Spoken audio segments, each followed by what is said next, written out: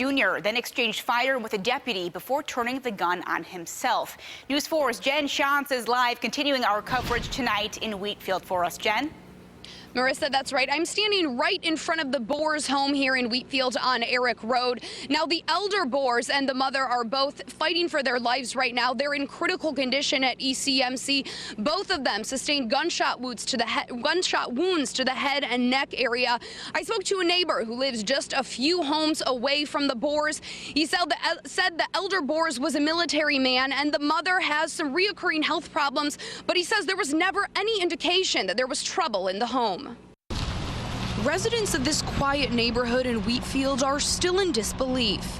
Kind of a shock to everybody. Friday afternoon, the Niagara County Sheriff's Office received a call from Duane and Cynthia Bores saying they'd been shot by their son, Duane Jr.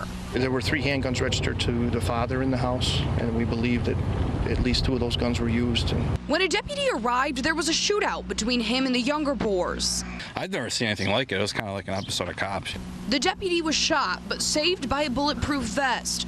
According to the Niagara County Sheriff's Office, Bores was shot as well.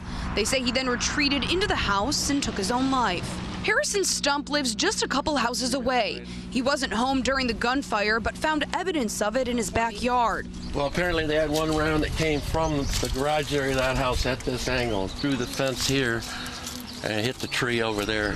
He's lived near the Bores for almost 30 years. Stump says the younger Bores used to play right here on his tire swing when he was growing up. He says the family was typical, and learning of the tragedy is a shock. Stump says the Bores used to attend neighborhood parties with his family. He says the younger Bores was expected to be heading to college soon. From everything he saw, he says they seemed happy. I cannot believe this. I still can't.